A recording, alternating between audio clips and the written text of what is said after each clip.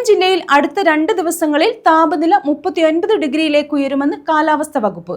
ജില്ലയിൽ ജാഗ്രത പാലിക്കണമെന്ന് ദുരന്ത നിവാരണ അതോറിറ്റി ചെയർമാനായ ജില്ലാ കളക്ടർ എൻ ദേവിദാസ് മുന്നറിയിപ്പ് നൽകി. ജാഗ്രതാ നിർദ്ദേശത്തിന്റെ ഭാഗമായി യെല്ലോ അലർട്ട് പ്രഖ്യാപിച്ചു. താപനില അടുത്ത 2 ദിവസങ്ങളിൽ 39 ഡിഗ്രിയിലേക്ക് ഉയരുമെന്ന് കാലാവസ്ഥാ വകുപ്പ് അറിയിച്ചു. ഇതോടെ ജില്ലയിൽ കടുത്ത ജാഗ്രതാ നിർദ്ദേശം നൽകിയിട്ടുണ്ട്. കഴിഞ്ഞ 10-ന് പുനലൂരിൽ 39.8 ഡിഗ്രി താപനില രേഖപ്പെടുത്തിയിരുന്നു.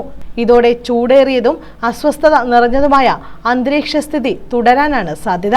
ജില്ലയിൽ താപനില ഉയരുന്നത് തുടരുന്ന സാഹചര്യത്തിൽ ജാഗ്രത പാലിക്കണമെന്ന് ജില്ലാ ദുരന്ത നിവാരണ അതോറിറ്റി ചെയർമാനായ കളക്ടർ എൻ ദേവിദാസ് മുന്നറിയിപ്പ് നൽകിയിട്ടുണ്ട്.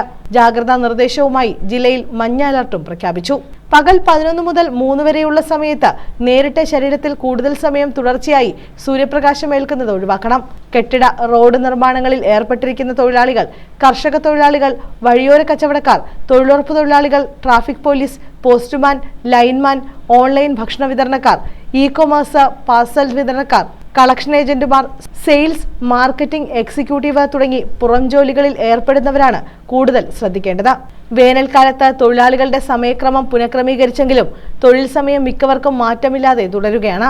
മെയ് 20 വരെ ഉച്ചയ്ക്ക് 12 മുതൽ ഉച്ചയ്ക്ക് 3 വരെ വിശ്രമവേളയാക്കിയാണ് നിശ്ചയിച്ചിരിക്കുന്നത്. എന്നാൽ ഇപ്പോഴും മിക്കയിടത്തും ഈ സമയത്ത് തൊഴിലാളികൾ ജോലി തുടരുകയാണ്. ഉച്ചസമയത്ത് വെയിലിൽ സഞ്ചരിക്കേണ്ടി വരുന്ന ഓൺലൈൻ ഭക്ഷണ വിതരണക്കാർ ചൂടേൽക്കാതിരിക്കാൻ ഉതകുന്ന രീതിയിലുള്ള വസ്ത്രധാരണം നടത്താൻ നിർദ്ദേശം നൽകിയിട്ടുണ്ട്. ന്യൂസ് ബ്യൂറോ, കൊല്ലം.